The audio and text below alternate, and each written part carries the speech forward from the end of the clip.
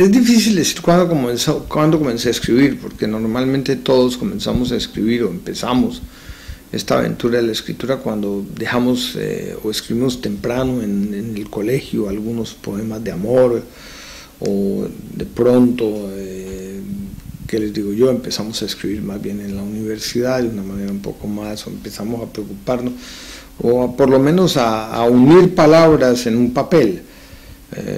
Que yo no creo que es lo mismo que escribir. Muchas veces uno tiene que escribir desde listas para la lavandería o para el mercado, y sin embargo yo no considero eso escribir.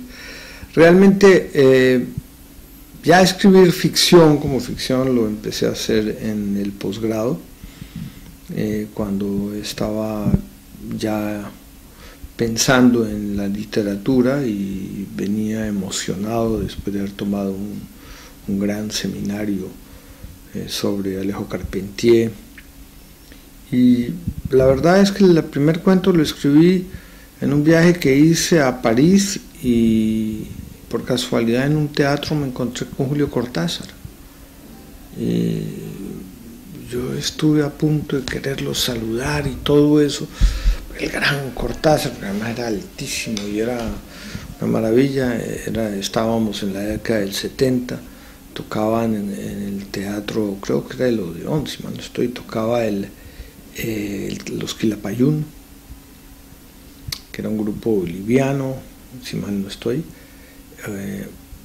y de pronto pues estaba Cortázar ahí, y no sé, no me atrevía a saludarlo y todo. Acababa de leer un bello relato de Cortázar que se llamaba Silvia, y era como si viera el fantasma de Silvia diciéndome no, déjalo pasar.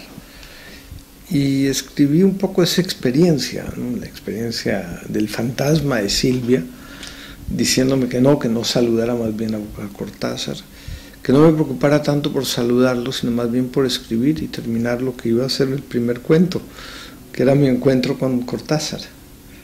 Y de ahí en adelante empecé a escribir cuentos. Bueno, muy lento y muy detallado hasta cierto punto, porque Miga de Pan incluye muchos temas o trabaja muchos temas, desde en el teatro de la naturaleza, desde por ejemplo los diferentes tipos de conchas que hay, el papel que tuvieron las conchas, hasta el papel de la expedición botánica, hasta, ¿qué les digo yo?, el jardín de Ciro, con todo lo que implicó la idea de que Ciro fuera el primer rey multicultural.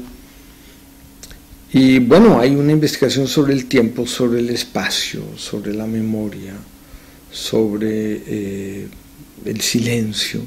Entonces son múltiples las investigaciones, y fuera de eso, bueno, lógicamente secuestré sobre los secuestros, los diferentes tipos de secuestro. Para contar aquí una anécdota, por ejemplo, el famoso secuestro de Julio César, que a Julio César lo secuestran, y entonces los secuestradores piden 40 talentos por su secuestro, y Julio César se voltea y dice no, yo valgo mucho más que 40 talentos, me voy a pidiendo 80.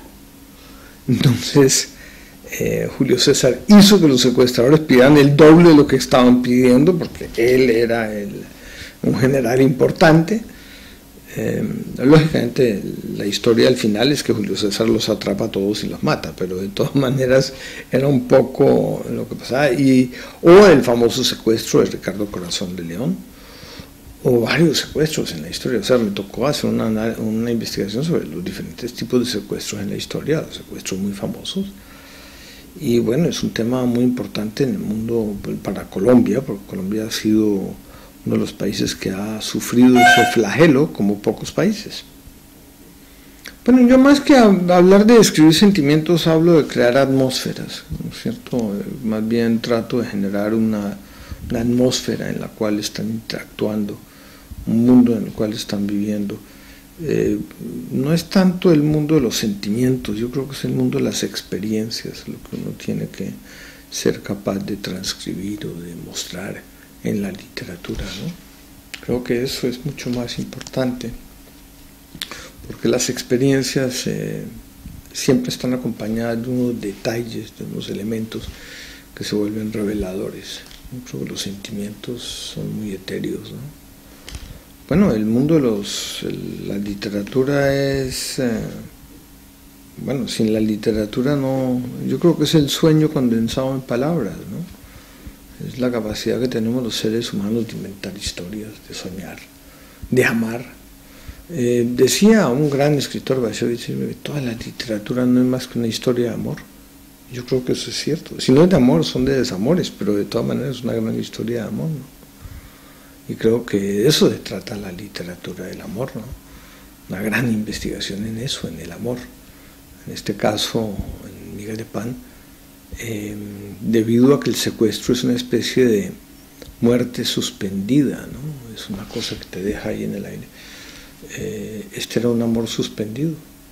Entonces también combiné esos dos elementos, ¿no?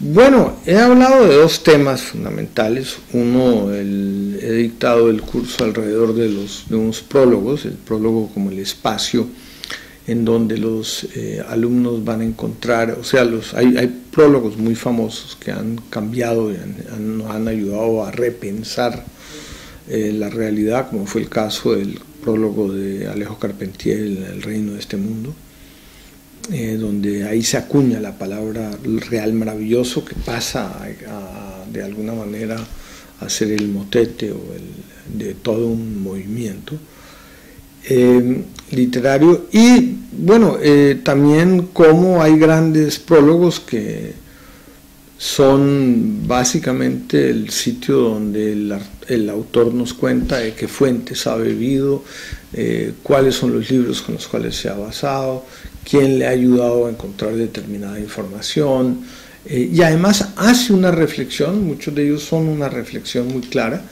del arte poética.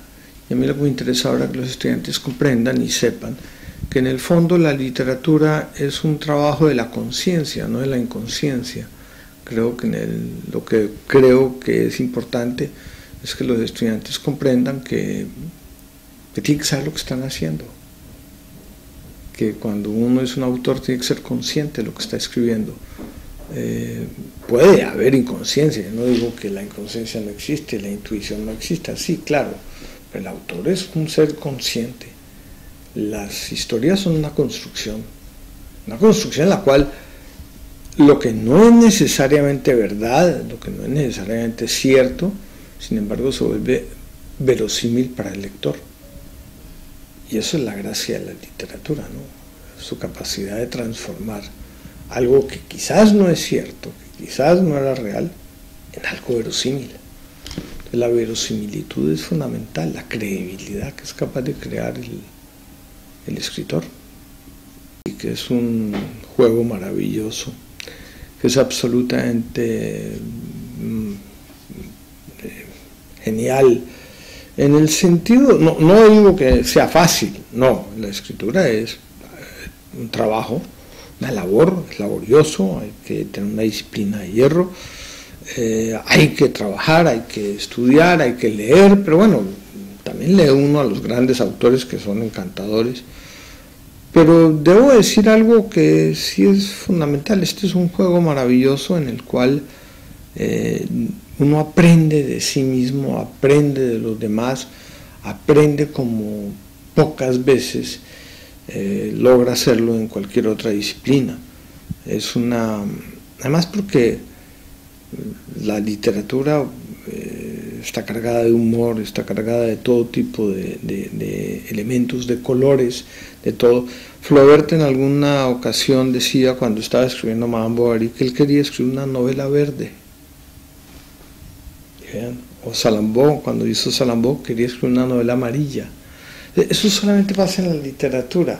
Uno nunca va a oír a un profesor de física diciendo quiero hacer un experimento amarillo o quiero hacer un experimento verde, ¿no? O bueno, puede ser que pase, pero de todas maneras no es extraño en la literatura, ¿no? Uno en la literatura debe saber, debe oler, debe verse, debe tener de todo, ¿no? Porque la literatura genera un mundo, ¿no? Y está capturando ese mundo cargado de amor de todo, de dolor, de angustias, de tristezas, de todo, ¿no?